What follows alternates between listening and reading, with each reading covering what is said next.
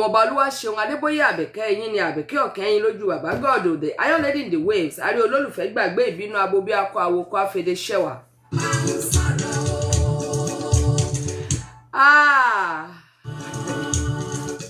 Ẹ̀rín pa mí gan lédi o nígbà tí mo bẹ̀rẹ̀ sí ní gba text message lórí abala ìṣẹ́jú díẹ̀ pẹ̀lú Ọlọ́run ní ìtì ìjẹ́jọ́.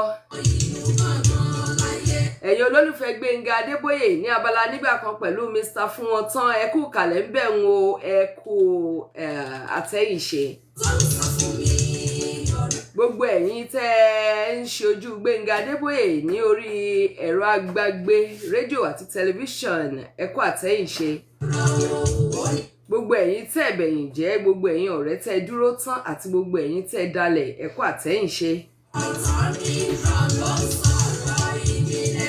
Gbogbo iléeṣẹ́ rédíò pátápátá àti media houses àti television houses lórúkọ ẹbí Adébóyè ẹ ṣé o ẹ kú àtẹ̀yìnṣe. Abala òkòtó láyé ló ń sọ fún yín wípé yíyí láyé ń yí o àní tábìlì láyé ibi tó bá yí sọ́dọ̀ rẹ lónìí àní kó o má fi yọ ẹnikẹ́ni nítorí pé ibi tó yí sí òun ó lè yí síbòmíì lọ́la. Òkòtó láyé ó ń yí ni. Abala wo láwa àkọ́kọ́ mú wálé ní báyìí. Ó dáa ẹ jẹ́ kí n lọ sí inú abala nígbà kan pẹ̀lú Mr. fún wọn tán ká gé pépèpé. Abala òkòtó láyé ó tẹ̀lé pẹ̀lú ìtàn kan. Ìṣẹ́jú díẹ̀ pẹ̀lú Ọlọ́run ó tẹ̀lé pẹ̀lú text messages ẹ̀yin olólùfẹ́ wa Olúṣẹ́gun Òjó Olúgbògi inú wọn ti dùn.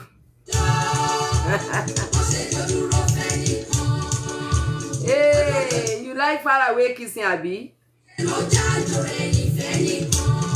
Gbenga Adeboye bọ Iku Lowo apá kìíní àti ṣèyẹn lọ. Gbenga Adeboye bọ Iku Lowo apá kejì rèé. Ayé tí ń finú tán ni ọjọ́ ti pẹ́, ayé tí ń dalẹ̀ ọjọ́ ti pẹ́. Mo sọ fún yín pé àwọn abonú ìtàn nípa Gbenga Adeboye lórí ètò yìí ló wà. Bíntí ni mo fi bálámọrí tan bẹ́ẹ̀ dẹ̀ ni kò ṣeé bùdànù. Ó dáa a kí ọ káàbọ̀ sínú stúdíò yìí o Ọlọ́run Olódùmarè nítorí pé o wà ńbẹ̀ tẹ́lẹ̀tẹ́lẹ̀ o tún wá dé lákọ̀tún bẹ́ẹ̀ ni nítorí pé wọ́n máa ní Olúwa Olúwa ó yá náwó agbára lákọ̀tún náwó agbára lákọ̀tún. Kó ọwọ́ fàbúkò lẹ̀ kó lùlù gángan Ọlọ́run Olódùmarè. Èmi ò lè wá jókòó lé irọ́. Kó ọwọ́ fàbúkò lẹ̀ kó gbé ìlú gángan síta kó sọ̀rọ̀ tó dùn kó sọ̀rọ̀ síta. Ìlú gángan fẹ́ sọ̀rọ̀ nípa ayé Gbenga Adeboye náà. Gbenga Adeboye finú tán ọ̀rẹ́ rẹ̀ kan àwọn ọ̀rẹ́ mi nínú Gbenga Adeboye láti ìbẹ̀rẹ̀ pẹ̀pẹ̀ ni wọ́n mọ ìtàn tí mo fẹ́ sọ yìí o ṣe máa dárúkọ wọn ẹ fi wọn lọ́rùn lẹ̀. Ọjọ́ tí ń yọ ọmọọba Olúwa Gbenga Adeboye ọjọ́ ti pẹ́ ṣùgbọ́n tá a bá ti kọ́ àti kọ́ ohun tí ìgbésí ayé Gbenga Adeboye sì ń kọ́ náà ni wípé àníṣẹ́ tí wọ́n bá ti ní kinní yìí má ṣe lè wọ rẹ̀. Wòlíì ní irú wọn ìpẹ́ láyé igi tó dáa yìí ìpẹ́ láyé kinní kẹ̀ ṣe torí pà ń fi àwọn igi tó dáa kanlé àbí àìmọye igi tí ò dáa tá a ti ro dànù mọ́kó tí a wá ń fi igi tó dáa sílẹ̀ nítorí pé à ń tọ́jú rẹ̀ láti fi ṣe nǹkan kan tó dáa ní ọjọ́ iwájú nígbà tó bá tọ́ dáadáa igi tó tọ́ nígbà tó bá tọ́ tán ni wọ́n tó gé. Àìmọye àwọn igi tí ò wúlò kò tiẹ̀ lè tọ́ táyé ó fi yan jàre mọ́dàmọ́mọ́dòkó láàmú.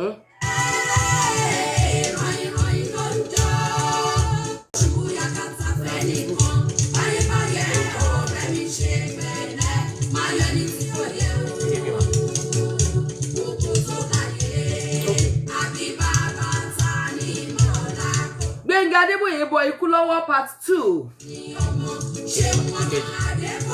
Ọ̀rẹ́ Gbenga Adeboye kan ni wọ́n bá jọ sọ̀rọ̀ wọ́n ní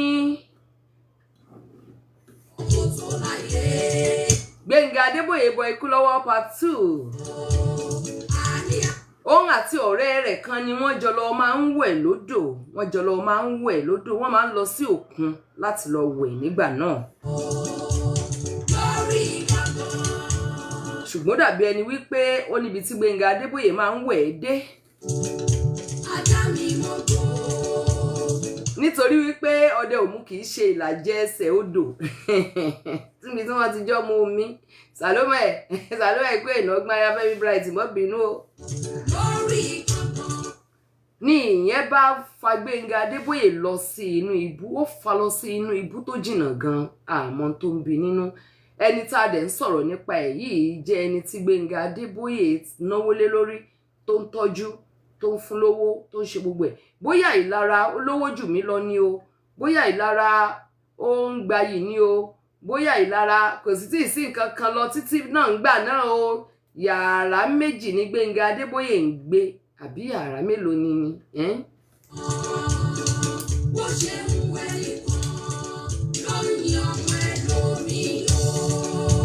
níbi tí mọ́ mi ti lọ ọmọ kì àti bá mi.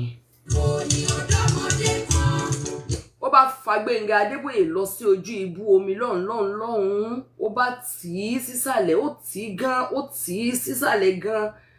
Ó bá wú ẹ̀ padà sókè, ó ń bọ̀ lé.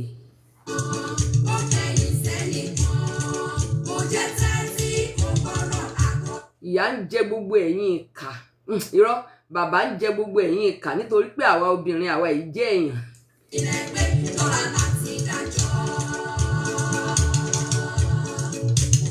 Adémọ́lá.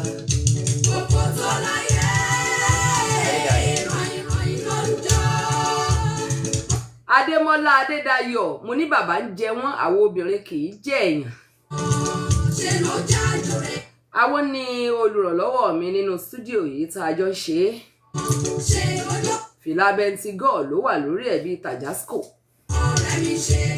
Very handsome and gentle. Ṣùgbọ́n mo tí ì ṣetán tí wọ́n gbogbo àwọn ọmọ mi ọkùnrin pátápátá ẹni tí ò bá lè san dáórì wọn kò fi hàn lẹ̀. Ibi owó run sínú èmi ni wọ́n gba dáórì. Ẹ̀yin lẹ́wọ̀n bẹ́ẹ̀ bá bú mi ẹ bú mi tún gbégéèjì ara mi. Ó bá padà wá sílé. Nítorí wípé ọjọ́ Sunday tiẹ̀ ni ẹnìkan kan ò mọ̀ wípé wọ́n jọ lọ sí odò. Ayé le o. Tí mo bá sọ wípé kí ẹnikẹ́ni má tàyà ẹsẹ̀ àgẹ̀rẹ̀ wọ inú ẹbí Adébóyè mọ́ wípé àlá ti sunkún jù, àlá ti mọ́ọ̀n jù, àlá ti ṣe wàhálà jù. A ní àti ní oríṣiríṣi experience jòdó mi ò mọ̀ ti yín o. Tí ẹnikẹ́ni bá wá try láti wá na ẹsẹ̀ tí ò tọ́ tí ń bá ìhàn lẹ́yìn mọ̀ rò pàṣẹjù mi pọ̀ ní ìròyìn pọ̀ ńlẹ̀. Ó ṣojú fúrú, ó rò wípé Gbenga Adeboye ti bá omi lọ. Òfọ́ni lójú yín, ọ̀rẹ́ ọ̀dàlẹ̀, àwọn ìran Júdásì. Ègbé ni fún ìran gbogbo Júdásì pátápátá bó o bá ṣe ń dalẹ̀, bó o ṣe ń dalẹ̀ aya, tó ń dalẹ̀ ọkọ, tó ń dalẹ̀ ọ̀rẹ́, tó ń dalẹ̀. Ègbé ni fún ìran Júdásì torí pé ọ̀dàlẹ̀ ni Júdásì. Àwa ò mọ bí Gbenga Adeboye ṣe jáde o, ṣùgbọ́n ó yẹ kó dé lọ́sàn-án. Àárọ̀ náà ti lọ, ó yẹ kó dé láàárọ̀, kò dé, ó yẹ kó dé lọ́sàn-án, kò dé, ó yẹ kó dé nírọ̀lẹ́, kò dé. Nígbà tó di alẹ́, òru gan ló bá yọ gánboro wọlé. Nígbà kan ní òkú tó láyé. Àyà Aláòbí já pa. Ẹ̀rù bà jìnnìjìnnì mú fíìmù ló ṣèbí ó fẹ́ sá fún òkú.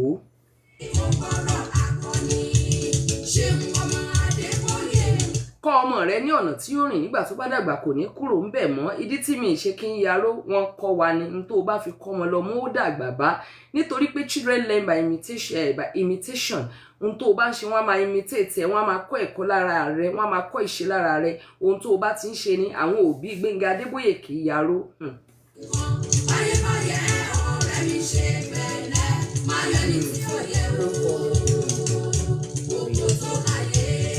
bí ìbínú àti omi bí wọ́n ṣe ń wora wọn òun ni Gbenga Adeboye àti ẹ̀ àti bọ̀dá ni wọ́n jọ ń wora wọn.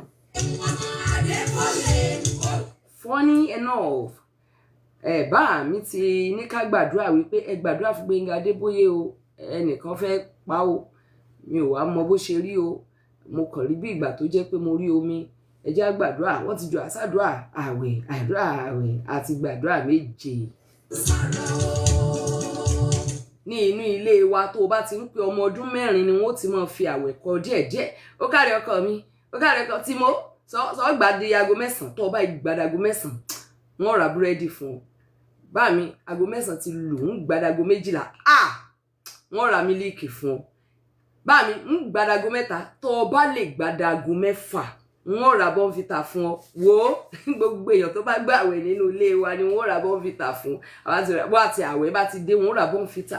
Bí ìgbà tí Jésù fi àkàrà wẹ́wẹ́ àti ẹja tó fi tan àwọn ènìyàn wá gbọ́ ọ̀rọ̀ rẹ̀, bẹ́ẹ̀ ni bàbá mi ṣe máa ń tàn wá láti lọ sínú ẹ̀kọ́ ọ̀rọ̀ Ọlọ́run, láti ṣe ohun gbogbo tó tọ́. Kì í ṣe ní gbogbo ìgbà o, ṣùgbọ́n wọ́n máa ń compensate ọmọ tó bá gbààwẹ̀. Ìdí nìyẹn tó fi jẹ́ pé ọmọ ọdún 7, ọmọ ọdún 8, ọmọ ọdún 10 nínú ilé àwọn bàbá Gbenga Adeboye a máa ń gba àwẹ̀ di aago 6 ìrọ̀lẹ́. A kì í gba lẹ́ǹtì nínú ìjọ wa o, nítorí pé àwẹ̀ tá à ń gbà gan kí àsìkò lẹ́ǹtì tó dé, ìgbà mélòó gan lèèyàn ń jẹun. Ṣé ti rí àwọn àwẹ̀ tó lọ lórí Gbenga Adeboye? Olúwa wípé ẹjá gbà Gbenga Adeboye àti àwẹ̀, ẹjá gbà Gbenga Adeboye àti Láwùmí, ẹjá gbà Gbenga Adeboye àti Láwùmí. Olúwa sọ báyìí, Olúwa sọ báyìí, Olúwa sọ báyìí, Olúwa sọ báyìí. Ọláwùmí àti Gbenga Adeboye mọ̀ bèbí pa mí ìwà ìsọ́fà àìsọ́fà. Ìyá Ṣẹ́gun àti bọ́dà Gbenga bèbí pa mí ìwà ìsọ́fà gan.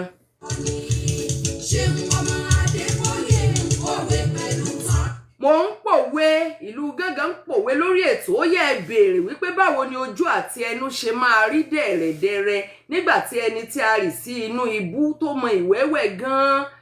Torí ó dàbí ẹni pé ó tún máa ń kọ́ wọn níwẹ̀ mọ́ èyí tó ń bẹ tán mọ̀. Ẹ wá wo ẹni tá a rì sí inú ibú tá a rò wípé ó ti kú tó wá dé ní alẹ́ tí wọ́n wá ń wora wọn.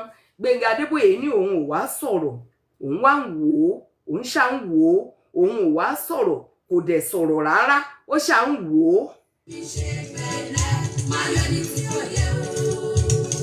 Dèdèrìn ń bẹ̀bẹ̀, ọ̀jọ̀gbọ́n ṣá ń wò ó. Kò ní yaró ṣùgbọ́n àjọṣepọ̀ ti tán. Bọ́lá ń bá ti fọ̀tá ẹni hàn ni kò lè pani mọ́ ẹ̀kọ́ dé. Irọ́ ló pa o, bí Ọlọ́run bá fi ọ̀tá rẹ̀ hàn ẹ́ yóò pa ọ́ o, ohun tó ṣe rèé. Tó o bá ti yẹra fún ọ̀tá tí o ká wípé ó fẹ́ pa ẹ́, ó padà kú náà ni. Ó yá sọ iye ìgbà tí Delilah try Samson kó tó di pórí mú. Wàá sá fún ọ̀tá tí Ọlọ́run fi hàn ẹ́. Àwọn ọ̀jọ̀gbọ́n ni wọ́n sọ wípé tí Ọlọ́run bá ti fọ̀tá ẹni hàn ni, gángan ló sọ bẹ́ẹ̀. Dandan dandan dan dan dan dan dan dan dan dan dan dan dan dan dan dan dan dan dan dan. Tọ́lájẹ́dé bá ń wò mí ó ní ṣé wọ́n lùlù jù mí lọ o. Ẹ wá rí ọwọ́ mi bí mo ṣe ń lu ìlú. Àwọn tó wà lórí Facebook àti lórí gbogbo ẹ̀ tó wà lórí íńtánẹ́ẹ̀tì náà lè rí mi. Tẹ́ ẹ bá rí ìmú ọwọ́ ìlú àti kọ̀ǹgọ́ mi tí Alájẹ́dé bá rí mi tó bá ní pé kájọ wá ṣe competition yóò sá lọ ni. Toró mọ̀ wípé màá fi kọ̀ǹgọ́ àti ìlú ọlọ́wọ́ lásán màá fi ó ká ìyàwó rẹ wípé ó fi májèlé sọ́bẹ̀, tètè dá síta. Ẹ̀yin ìyàwó tẹ́ ń yàlè ẹ má bínú o. Ìyàwó tó ń yàlè bí ò bá para rẹ̀ yóò pọkọ. Dó ọkọ tó ń yàlè tí ò bá para rẹ̀ yóò pàyàwó. Ìtàn pọ̀ ńlẹ̀ tí ẹni tí wọ́n ń bí friend níta bá wò wípé òun ní láti gbẹ̀mí ẹni tó wà nínú ilé ìtàn kan ń bọ̀ ìyẹn. Ṣùgbọ́n ìyàwó tó ń yàlè tí ò bá para rẹ̀ yóò pọkọ. Ó dúró ore gidi gan ni, nítorí wípé obìnrin lè máa cheat, ọkùnrin lè máa cheat kí ìyàwó tó ń bẹ níta gan má fẹ́ kí ìyálé orí kó má jẹ́ fẹ́ kí ìyàwó lé orí òun kó máa sábà ẹ̀ kó má tẹ̀ fẹ́ kó mọ̀ òun. Ṣùgbọ́n tí ọkùnrin bá fi lè mọ̀ wípé ẹnìkan yan ìyàwó mi lálẹ́ tó dẹ̀ jẹ́ kó mọ̀ wípé mo mọ̀, tàbí tí ìyàwó yẹn bá lọ sọ fún wípé ọkọ mi ti mọ̀ o, tí ọkọ tó yànlé bá sọ fún ìyàwó ìta wípé ìyàwó mi ti mọ̀ á ní báwo la ṣe jẹ́ kó mọ̀ orí mẹ́sẹ̀jì ẹni àwọn báwo lẹ ṣe máa wá fi mẹ́sẹ̀jì mi sílẹ̀ iná ṣe máa wá sókè alẹ̀ bẹ́ẹ̀. Ṣùgbọ́n tí àlè bá fi lè mọ̀ wípé ọkọ mọ̀, ó mọ̀ wípé òun ti wà nínú ewu dẹ́dẹ́, yóò wá máa dọdẹ bí àlè ó ṣe kú. Nítorí ìdí èyí, bí o bá yànlé lọ́wọ́ yá pa ọkọ rẹ mọ́, mi ò ní okú òlé ọkọ wọn sì ní kí wọ́n lé ọ. Pa ọkàn ọkọ rẹ mọ́ tó bá yànlé, ṣó mọ̀ pé mo ti yà síbẹ̀ yẹn ni.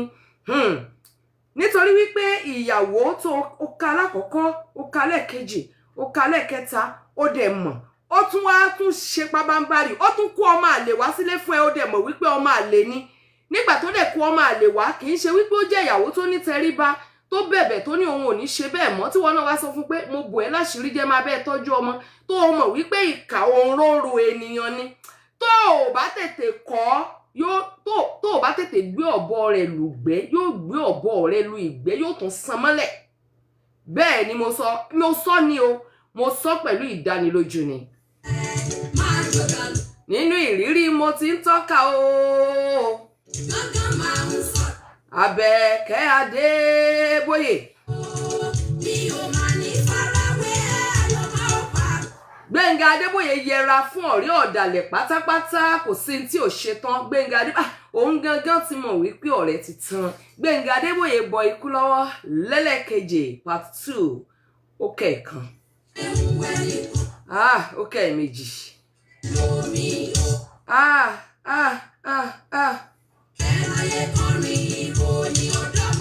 Ewé àrùn mọ̀ rán mi létí, wọ́n mọ̀ bá yín gbé wá. Akínyẹmí Fámilúsì, ẹ ṣé o láti Oníbùdó. Olúṣèyí Àlàbí, you are too much too, thank you so much. Ọláyóyè Comfort, I love you. Dákú Adéọlá Òjòlówó Ògúnsanwó, oh my God, my sweetheart. Àǹtí mi ni Adéọlá Òjòlówó ọmọ Ògúnsanwó. Nítorí pé tí wọ́n bá ti fẹ́ ni láya nínú ilé tá ti ń ṣe bí ọmọ làdà. I miss you, I love you so much. Àwọn ọmọ yín kọ́ ẹ bá ń kí wọn. Ọ̀run rẹ Ọlálékan ẹ̀gbọ́n mi àtàtà ọmọ Ògúnsanwó lóde ọ̀run. Bọ̀dá mi, my darling brother. It is well with gbogbo àwọn òkú wa. Ohun tó ń dùn jù ní wípé nígbà tá a padà rí wọn, nígbà tá a padà lálàá, aṣọ funfun ni wọ́n ń wọ̀ kẹ́. Ṣé kí n lọ sí abala oko tó láyé ní